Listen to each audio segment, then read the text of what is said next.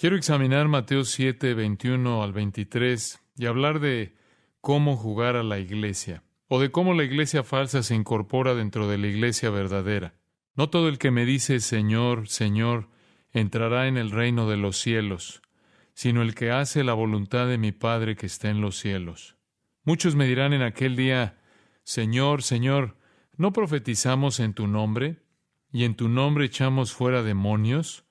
¿Y en tu nombre hicimos muchos milagros? Y entonces les declararé, nunca os conocí, apartaos de mí, hacedores de maldad. Mateo 13 nos dice que el periodo de la iglesia va a ser insólito. En Mateo 12, 22 al 31, los fariseos y aquellos relacionados con ellos habían cometido el pecado imperdonable de atribuir las obras de Cristo a Satanás. Jesús dijo que les perdonaría cualquier pecado, pero no este. En otras palabras, era como si les estuviera diciendo, si han visto todo lo que he hecho, si han visto todos los milagros y han oído todo lo que he dicho y todo lo que pueden concluir es que los hice por el poder de Satanás, ustedes están fuera de la posibilidad de creer. Si han recibido toda esta revelación y no la han aceptado, no hay nada más que puedan tener. Seguirme, verme, observarme, escucharme y concluir que es satánico, los excluye de la posibilidad de creer. La ira de la iglesia es el tema de Mateo 13. Al situar a Israel aparte por su incredulidad, Cristo comienza a establecer parábolas que describen la naturaleza única del período de la iglesia. Él dice que en la era de la iglesia habrá trigo y cizaña, los cuales son los creyentes verdaderos y los falsos. Ellos serán tan difíciles de diferenciar que usted no será capaz de escoger hasta que Dios, quien es el juez final, decida entre ellos.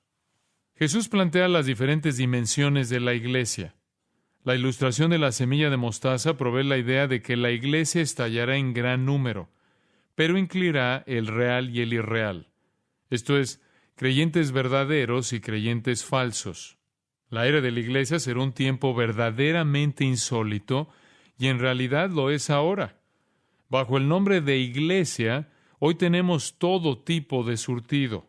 Cristo en el Apocalipsis le ordenó a Juan que escribiera a la iglesia de Sardis y le dijo, yo conozco tus obras, que tienes nombre de que vives y estás muerto. Apocalipsis 3:1. ¿Qué comentarios sobre muchas iglesias de hoy? Tienen un título, tienen un nombre, pero están muertas. ¿Y por qué están muertas? Están muertas fundamentalmente porque la gente dentro de ellas está muerta. Se podrá decir, de hecho, sin temor a equivocarnos, que hoy en Norteamérica la mayoría de los miembros de iglesias ni siquiera sabe qué es ser cristiano porque ellos están muertos espiritualmente.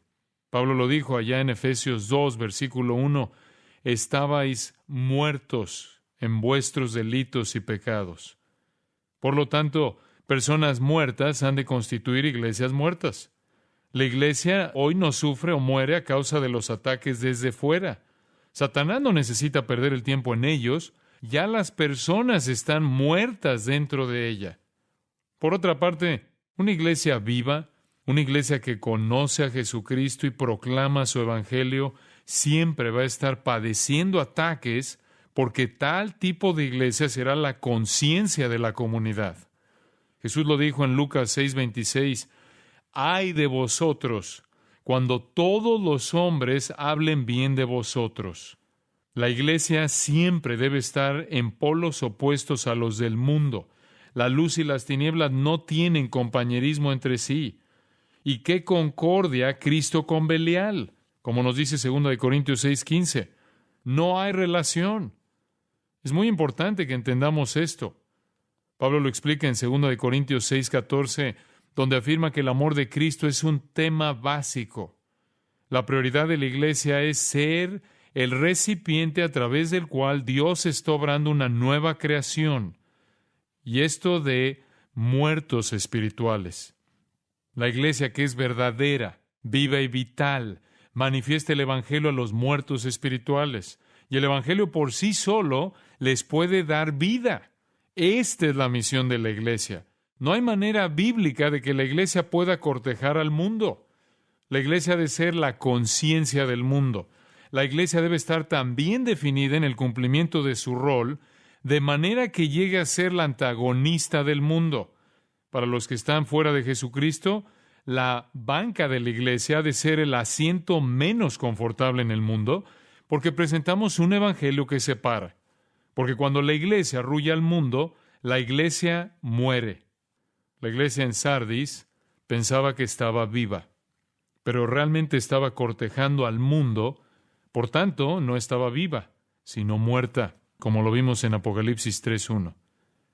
La tarea de la iglesia no es solamente enseñar a los santos, sino también advertir a los hombres de las normas de Dios. ¿No estamos siendo justos o fieles al llamado de Dios si todo lo que hacemos es anunciar la vida abundante? Ahora bien, la salvación es una dimensión grande, pero en algún momento hemos tenido que proclamar que el hombre es un pecador, que está apartado del Dios Santo y que a los ojos de Dios es objeto del juicio de Dios. Él es un hijo de ira, como dice Pablo en Efesios 2:3. Proclamar con denuedo la verdad de Jesucristo y la verdad del hombre en su pecado es dividir. En Mateo 10:34 al 36, Jesús dijo: No penséis que he venido para traer paz a la tierra. No he venido para traer paz, sino espada. Porque he venido para poner en disensión al hombre contra su padre, a la hija contra su madre, y a la nuera contra su suegra. Y los enemigos del hombre serán los de su casa. La iglesia verdadera de Jesucristo, entonces, no es una institución religiosa que acoge a todo el mundo. Es el cuerpo de Cristo, apartado para Dios, en unión y matrimonio exclusivo con Cristo y redimidos por fe. Ninguna persona fuera de esa redención puede ser parte de ella. La demanda para la iglesia y nuestra labor como pueblo es advertir a los que no han recibido a Cristo, advertirles con amor, pero advertirles aún así de que están en peligro del terror del Señor. Esta es nuestra tarea. Nuestro texto es una advertencia a los que piensan que están cómodamente atrincherados en la iglesia, pero en realidad no lo están. Esta no es una advertencia para los que están fuera de la iglesia. Es una advertencia para nosotros, los que estamos involucrados en la iglesia, asegurarnos que somos auténticos. Pienso que es justo que al comenzar nuestro ministerio aquí nos detengamos y nos acerquemos a esta verdad con un sentido de sobriedad y seriedad para comprender nuestra condición como individuos ahora mismo ante los ojos de Dios. Y estoy seguro de que en esta iglesia hay personas que no conocen a Jesucristo de manera personal y vital. Estoy convencido de ello a causa del número de la congregación esta mañana. Hay muchos sentados aquí mismo, en este auditorio, que han venido a la iglesia muchas veces, pero que no conocen a Jesucristo. Quizás ellos hasta experimentan sensaciones religiosas y tal vez hasta emociones santurronas, pero ellos no conocen a Jesucristo. Estoy convencido de que antes de que como iglesia podamos movernos como un cuerpo, debemos llegar a ser una unidad. La única manera entonces en que podemos estar unidos y llegar a ser uno como Cristo oró que fuéramos, es cuando todos seamos auténticos, genuinos en Cristo. Quiero, pues, que examinemos cuidadosamente nuestras vidas. Observemos la escena en Mateo 7:22 y la frase en aquel día. Esta frase es importante porque es una referencia a un día particular que viene en el que Cristo va a juzgar. La idea de en aquel día está relacionada en la Biblia con el juicio, y esta es una ilustración de aquel día. Una referencia similar a el día aparece en 1 Corintios 3:13 con relación al tiempo del juicio de los creyentes. Aparece con frecuencia en varios pasajes de la Biblia con relación al juicio divino de los incrédulos. Por ejemplo, en Isaías 2:12 la vemos, en Joel 2:1, Malaquías 4:5, Primera de Tesalonicenses 5:2, Segunda de Pedro 3:10. Está por venir un día en el que Dios va a juzgar. Está por venir un día en el que el gran trono blanco va a ser una realidad. Apocalipsis 20:11 y 12 ilustra este gran cuadro del juicio final, diciendo: Y vi un gran trono blanco y al que estaba sentado en él, de delante del cual huyeron la tierra y el cielo, y ningún lugar se encontró para ellos. Y vi a los muertos, grandes y pequeños, de pie ante Dios, y los libros fueron abiertos, y otro libro fue abierto, el cual es el libro de la vida. Y fueron juzgados los muertos por las cosas que estaban escritas en los libros, según sus obras. En otras palabras, ellos no tuvieron una fe loable. Sus obras fueron todo sobre lo cual cimentaron sus vidas. Si conoce algo acerca de esto, sabe que la Biblia dice, por las obras de la ley ningún ser humano será justificado, de acuerdo con Romanos 3:20. Y el mar entregó los muertos que había en él, continuó Apocalipsis 20:13, y la muerte y el Hades entregaron los muertos que había en ellos, y fueron juzgados cada uno según sus obras. Y la muerte y el Hades fueron lanzados al lago de fuego. Esta es la muerte segunda. Y el que no se halló inscrito en el libro de la vida fue lanzado al lago de fuego, como lo dice Apocalipsis 20:13 al 15. En Mateo 7:21 al 23, se nos traslada al juicio final. Estamos ante el gran trono blanco, viendo a algunos de los que están cara a cara con Cristo en aquel tiempo. Ellos le dicen, Señor, Señor, aquí estamos, nosotros somos aquellos, los que eran religiosos. Pedro le llamó este día el día del juicio y de la perdición de los hombres impíos, en 2 de Pedro 3:7. La frase ahí, hombres impíos, podría parecer dura en vista del hecho de que éstas eran personas religiosas. Hay un silencio aterrador en ese juicio realmente. Ahora, vamos a ver en primer lugar el requisito para la entrada al reino. Noten ustedes en Mateo 7:21. Entonces se rompe el silencio con las palabras de Jesucristo. No todo el que me dice, Señor, Señor, entrará en el reino de los cielos, sino el que hace la voluntad de mi Padre que está en los cielos. Aquí tenemos, ante todo, el requisito para la entrada al reino. ¿Cuál es este requisito? ¿Cómo entra un hombre al reino de Dios? ¿Cómo puede estar en una relación vital con Dios? Bueno, ante todo, no es aquel quien dice, Señor, Señor, sino los que hacen la voluntad de Dios quienes entran. Ustedes recordarán Mateo 25, versículos 1 al 13. Es una historia muy interesante. Allí encontramos a 10 vírgenes invitadas a una fiesta. 5 de ellas vinieron y de antemano se habían preparado al traer el aceite y ponerlo en sus lámparas. Las otras 5 fueron insensatas y no prepararon nada. En Mateo 25:11, la puerta se cierra y las 5 que quedan fuera dicen, Señor, Señor, ábrenos. Pero el Señor de la fiesta responde, de cierto os digo que no os conozco. Observen en esa historia que a todas las vírgenes se les invitó a la fiesta. En un sentido simbólico, ellas habían oído el Evangelio. Habían escuchado la proclamación de vengan a la fiesta. Esta es una ilustración del llamado de Dios al mundo. Ellas se prepararon en la medida que dispusieron sus lámparas. Ellas hasta vestían las ropas apropiadas. Incluso llegaron a la casa de la cita. Sin embargo, no consiguieron entrar. Su llanto es similar al de Mateo 7:21. Señor, Señor, ábrenos. Pero él afirma que no es para los que dicen Señor, Señor, sino para los que hacen la voluntad de Él. ¡Qué solemne advertencia! Al final de esta parábola, Cristo dice, velad pues, porque no sabéis el día ni la hora, como lo expresa en Mateo 25:13. Oseas lo ilustra en Oseas 8:2. El pueblo de Oseas históricamente estuvo casi al tocar fondo. Israel iba cuesta abajo y para cuando llega la profecía de Oseas, él los está sermoneando por su falta de conocimiento, diciendo en el 4:6, mi pueblo fue destruido porque le faltó conocimiento. Oseas dice que ellos no tienen realidad alguna en su interior. Los compara al rocío de la mañana temprana que se evapora en el 6:4. Ellos no tienen ninguna sustancia, ellos han desechado a Dios y le han dado la espalda, ni siquiera se acercan a la casa de Dios. Y ya para cuando llega al 8:1 y 2, Oseas describe el cuadro de un buitre. Está traducido como águila, pero es la palabra hebrea para buitre. La figura es la de un buitre que se abalanza sobre la casa de Dios.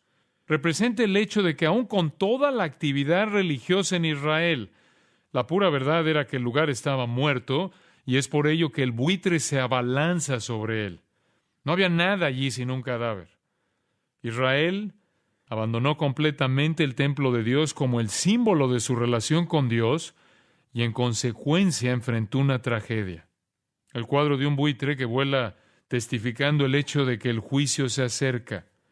Oseas entonces pasa a profetizar que Israel será aplastado a causa de su abandono de Dios. Israel era en ese entonces aún religioso. Israel tenía aún sentimientos religiosos. La gente aún cumplía algunas formalidades, pero estaban muertos. No había realidad de su religión, solo formalidad. ¿Qué respondieron Oseas? Dios mío, te hemos conocido.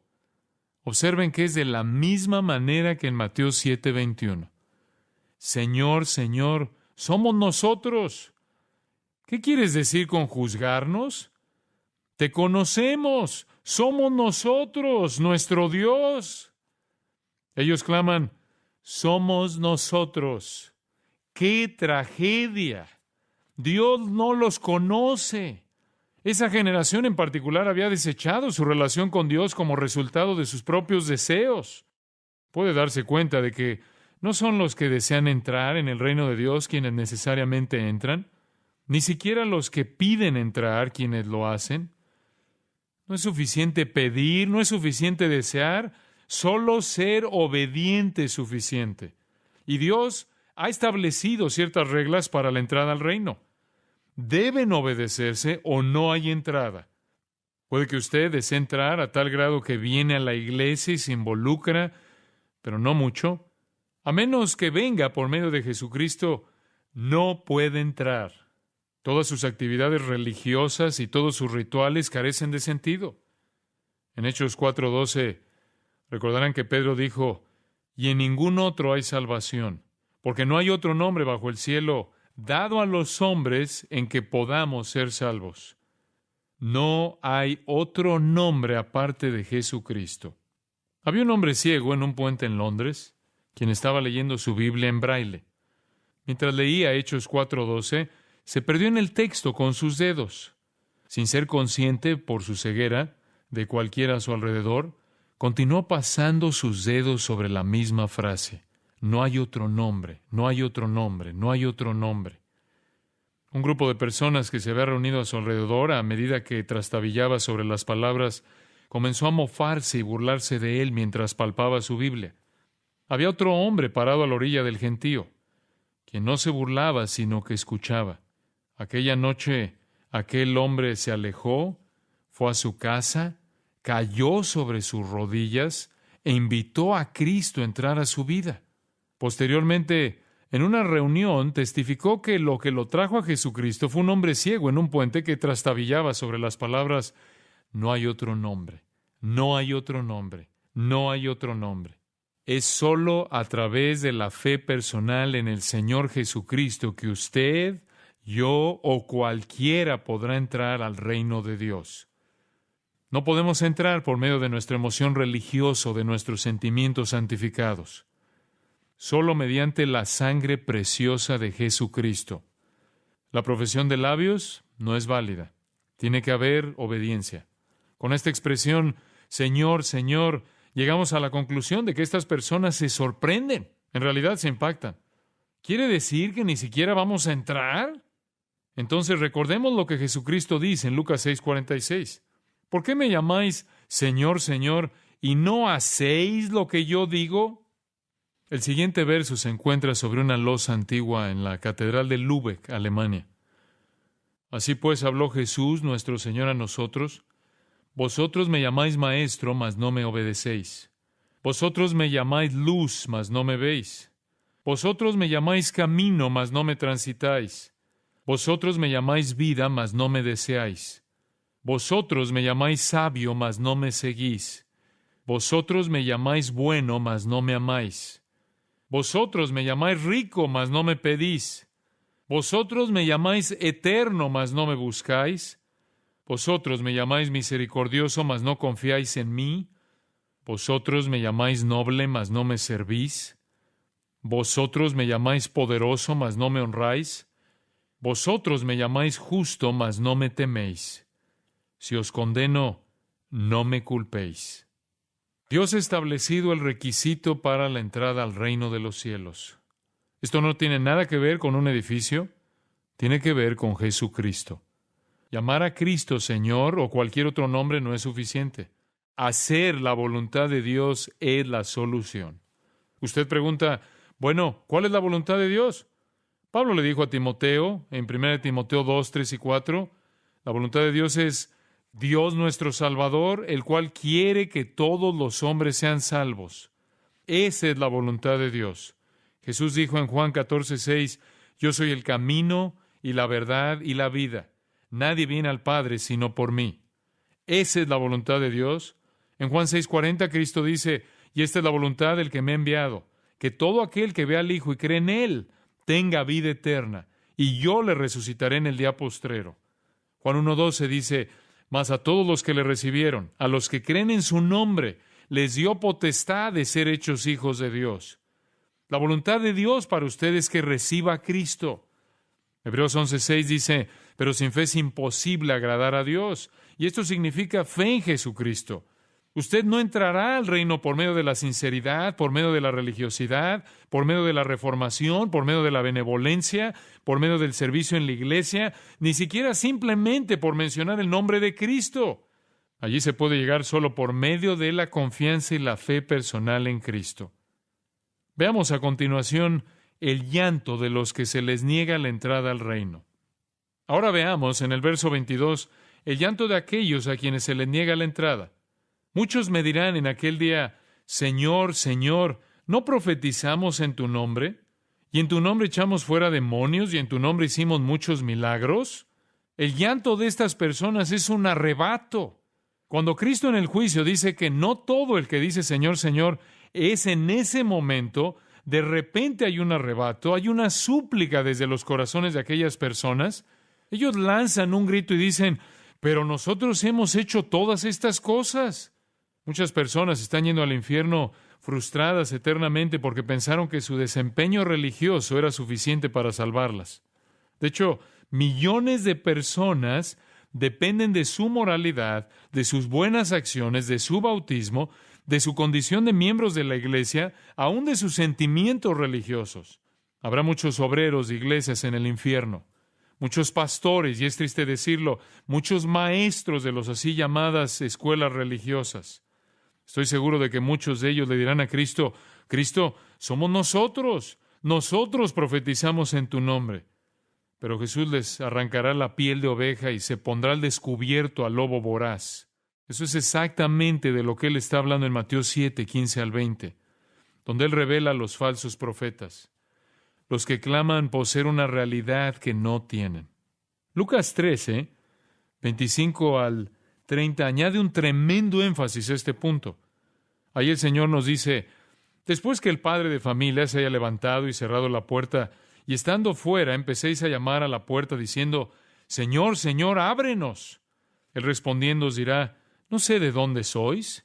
Entonces comenzaréis a decir, delante de ti hemos comido y bebido, y en nuestras plazas enseñaste. Pero os dirá, os digo que no sé de dónde sois. Apartaos de mí todos vosotros, hacedores de maldad. Allí será el llanto y el crujir de dientes. Cuando veáis a Abraham, a Isaac, a Jacob y a todos los profetas en el reino de Dios, y vosotros estéis excluidos, porque vendrán del oriente y del occidente, del norte y del sur, y se sentarán a la mesa del reino de Dios. Y he aquí, hay postreros que serán primeros y primeros que serán postreros. ¡Qué cuadro de aquel día! De los que son arrojados fuera, porque todo lo que tuvieron fue el nombre de Cristo, sin la realidad de la fe en Él. Qué triste verlos afuera llorando por ganar la entrada. Esto me recuerda a las personas en los días de Noé, quienes debían haber estado haciendo lo mismo, golpeando ruidosamente las puertas del arca para tratar de hacerle saber a Noé que finalmente creyeron que sus palabras eran ciertas. Ellas quisieron pasar hacia adentro, pero no pudieron. ¿Tiene usted solamente una apariencia de piedad? ¿Conoce al Señor personalmente? ¿Se ha visto usted mismo de pie ante el gran trono blanco con sus débiles excusas? En Juan 3:3 Jesús le dijo a Nicodemo, de cierto te digo, que el que no naciere de nuevo no puede ver el reino de Dios. ¿Qué significa ser nacido de nuevo? Significa sencillamente recibir a Jesucristo y creer que Dios le hace una nueva creación. Le hace nacer eternamente dentro de su familia. Y cuando Nicodemo vino a Cristo, él tenía mucho de lo cual vanagloriarse. Él era un hombre religioso, él era el maestro en Israel. Usted pensará que con todos los escalones religiosos que él había alcanzado, Cristo le habría dicho, Nicodemo, qué gran tipo eres. Has llegado muy lejos. Has tenido una vida tremendamente fantástica. Has hecho cosas maravillosas. Todo lo que necesitas es subir un gran escalón más y estás dentro. Pero Cristo en verdad le dice, Nicodemo, todo lo que has hecho es obrar con religiosidad. Ahora, olvídalo todo, vuelve atrás y hazte como un bebé, nace de nuevo. Nicodemo no necesita subir un escalón más en el proceso. Él tuvo que comenzar desde el principio. Esto nos lleva a nuestro siguiente punto. Vamos a ver a continuación la condenación para aquellos sin Cristo. Observen la condenación para aquellos sin Cristo. Lanzar gritos hacia Dios en protesta es una defensa inútil. ¿No es así? La voluntad de Dios es recibir a Cristo como Señor y Salvador. Los que no lo han hecho así lanzan gritos de horror. Entonces el juez habla nuevamente ahí en Mateo 7:23 y vemos la condenación de los que no tienen a Cristo.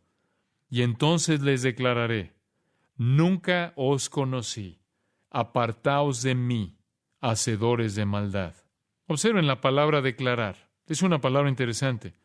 La palabra griega para declarar es homología. Significa proclamar abiertamente. Aquí Cristo proclama abiertamente que Él no los conoce. Esa misma palabra, de hecho, se usa en Mateo 10:32, donde Jesús dice, a cualquiera pues que me confiese delante de los hombres, yo también le confesaré delante de mi Padre que está en los cielos. Si gustosa y abiertamente usted no proclama a Cristo aquí en la tierra, entonces Él no le proclamará abiertamente a usted en el cielo. En lugar de esto, Él dirá, nunca os conocí. Ahora llegamos a uno de los conceptos más importantes en toda la Biblia. Se representa con la palabra conocer. Alguna que otra vez me escucharán repitiendo este concepto porque es de importancia fundamental.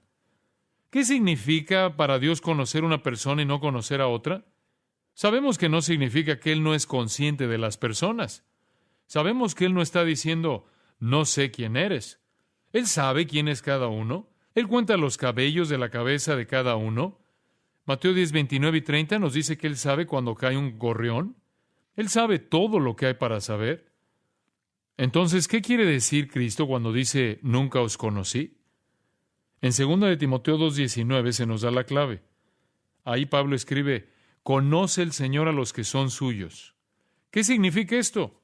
¿Qué trata él de decir? La palabra conocer en las Escrituras implica una relación de amor única. En Amós 3:2 Dios dice, a vosotros, esto es, a ustedes, Israel, solamente he conocido. Ahora, ¿es Israel la única nación de la cual Dios tiene conocimiento? No, claro que no. Él conoce a cada nación. ¿Qué estaba diciendo? Él estaba diciendo, yo tengo una relación íntima con Israel. El Antiguo Testamento se refiere al concepto de un hombre y una mujer que se unen en una relación que produce un hijo como un hombre conociendo a su esposa. Por ejemplo, Génesis 4:17 dice, y conoció Caín a su mujer. Nosotros no suponemos que él conoció a su esposa en el simple sentido de solo conocerla. Es obvio, o él no se habría casado con ella en un principio si él no la había conocido de esa manera. Al contrario, es algo más que esto. El versículo continúa diciendo, la cual concibió y dio a luz a Enoc. En otras palabras, conocer se refiere a la mayor y excepcional relación de amor posible. Debemos recordar que la Biblia dice que José no había conocido a María, y en Mateo 1:18 y 25. Por esta razón, se conmocionó tanto al saber que ella estaba encinta. José debía escoger entre dos opciones. o la apedreaba o se separaba de ella en consecuencia, ya que estaba embarazada y él nunca la había conocido. La palabra conocer en el terreno humano implica entonces una relación de amor única entre dos personas. En términos de la relación de Dios, la misma definición es correcta. Pablo, ahí en Gálatas 4:9, dice que los creyentes somos conocidos por Dios. La belleza de nuestra intimidad con Dios es comparable con la de un hombre al conocer a su esposa. Esto es lo que vemos en las Escrituras. Dios se refiere a Israel como su esposa en Oseas capítulos 1 al 3, y la iglesia se presenta como la novia y Cristo como el novio en Efesios 5, 25 al 32. Nosotros tenemos una relación de amor íntima con Dios. Esta se ilustra hermosamente en las palabras de Cristo en Juan 10:14, cuando el Señor dijo: Yo soy el buen pastor, y conozco mis ovejas, y las mías me conocen. Mientras leo el pasaje, voy a sustituir la palabra conocer por amor. Yo soy el buen pastor, y amo mis ovejas, y las mías me aman, así como el Padre me ama, y yo amo al Padre, y pongo mi vida por las ovejas. Mis ovejas oyen mi voz, y yo las amo, y me siguen, y yo les doy vida eterna. Y no perecerán jamás, ni nadie las arrebatará de mi mano. Mi Padre que me las dio es mayor que todos, y nadie las puede arrebatar de la mano de mi Padre. Yo y el Padre uno somos. ¿Se da cuenta de la belleza y la intimidad de la relación de amor que tenemos con Jesucristo? En Romanos 11:2 el apóstol Pablo dice: ¿No ha desechado Dios a su pueblo, al cual desde antes conoció? Dios predeterminó con usted una relación de amor si usted es cristiano. En el consejo de Dios, por el acto soberano de su voluntad, Él preordenó que usted sería un hijo de Dios, como lo vemos en Efesios 1:4. Usted tiene una relación de amor predeterminada con Dios, al igual que la tuvo Israel y aún la tiene. La intimidad de esa relación de amor es tan hermosa que Dios se refiere a ella con el más grandioso de los términos humanos. Y este es la consumación del amor entre un hombre y una mujer. Cuando Dios dice: yo conozco mis ovejas, cuando Cristo dice: yo te conozco, quiere decir que usted y yo tenemos una relación de amor íntima con ellos. Noten qué concepto tan glorioso. Pero a aquellos que no tienen esa relación de amor, les dice: nunca os conocí. Ellos no tienen tal relación de amor predeterminada. Ellos no tienen tal relación como la de la oveja y su pastor, o como la de una novia y su novio. Estar fuera de esa relación de amor especial es sufrir su juicio, es escuchar las palabras terribles: apartaos de mí. ¡Qué tragedia!